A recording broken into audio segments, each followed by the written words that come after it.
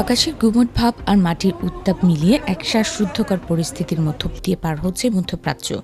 Iran আর যুক্তরাষ্ট্রের চিরন্তন বৈরিতা যেন এখন এক নতুন ও বিপজ্জনক মোড় নিয়েছে, যা পুরো বিশ্বকে এক অনিশ্চিত পরিণতির দিকে ঠেলে দিচ্ছে। একদিকে ইরানের একের পর এক সামরিক আস্ফালন, অন্যদিকে বিশ্বের অপ্রতিদ্বন্দ্বী পরাশক্তি হিসেবে নিজেদের অবস্থান ধরে রাখার মরিয়া চেষ্টা যুক্তরাষ্ট্রের। এই দুই শক্তির দাবার চালে যেন পুরো ভূরাজনীতির সমীকরণই ওলটপালট হয়ে যাচ্ছে। ঘটনার সূত্রপাত হয়েছে সাম্প্রতিক কিছু হামলা ও পাল্টাপাল্টি অবস্থানের মধ্য দিয়ে, যা কেবল দুই দেশের সংঘাতের মধ্যে সীমাবদ্ধ থাকেনি।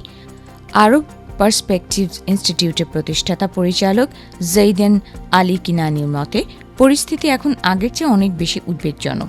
কারণ সামরিক হামলার উন্মাদনায় যখন কূটনীতির সব পথ বন্ধ হতে বসে, তখন কোনো চুক্তি বা রূপরেখাই আর টিকতে পারে না। শান্ত বাতাসের আড়ালে জমে থাকা এই বারুদের স্তূপ যে কোনো সময় বড় ধরনের বিস্ফোরণ ঘটাতে প্রস্তুত বলে মনে হচ্ছে। ইরান এখন যেন নিজেদের নতুন করে চিনিয়ে দেওয়ার নেশায় মত্ত। তারা কেবল নিজেদের আত্মবিশ্বাস প্রদর্শন করছে না, বরং বেশ আক্রমণাত্মক এক ভাবমূর্তিও তুলে ধরছে বিশ্বের সামনে।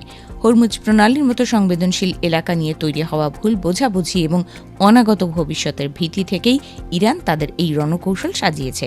তারা মূলত এমন এক ক্ষেত্র তৈরি করতে চায় যেখানে ভবিষ্যৎ দর কষাকষির টেবিলে তাদের অবস্থান হবে অনেক বেশি শক্তিশালী। অন্যদিকে এই পরিস্থিতি যুক্তরাষ্ট্রকে ঠেলে দিয়েছে এক কঠিন পরীক্ষার মুখে।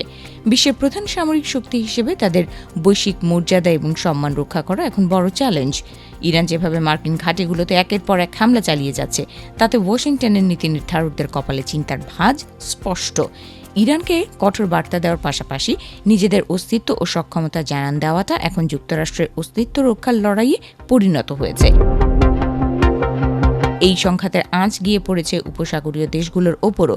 কূটনৈতিক তৎপরতা বাড়িয়ে এখন তারা মরিয়ার চেষ্টা করছে কিভাবে এই সংঘাতের আগুন নেভানো যায়।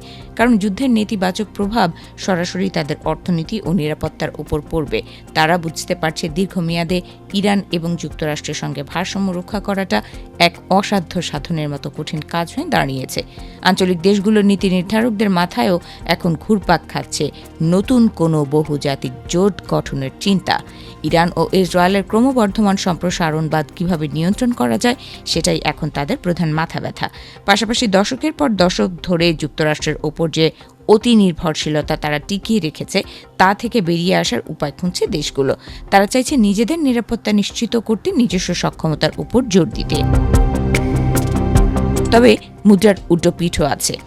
সংঘাতের এই অস্থির সময়ে অনেক দেশই চায় স্থিতাবস্থা বজায় রাখতে। তারা জানে যে কোনো বড় ধরনের পরিবর্তন বা নতুন মেরুকরণ পুরো অঞ্চলের স্থিতিশীলতাকে ধুলোয় মিশিয়ে দিতে পারে। তাই কূটনীতির টেবিলে বসেই তারা সমাধানের পথ খুঁজছে, যাতে বড় কোনো বিপর্যয় এড়ানো সম্ভব হয়।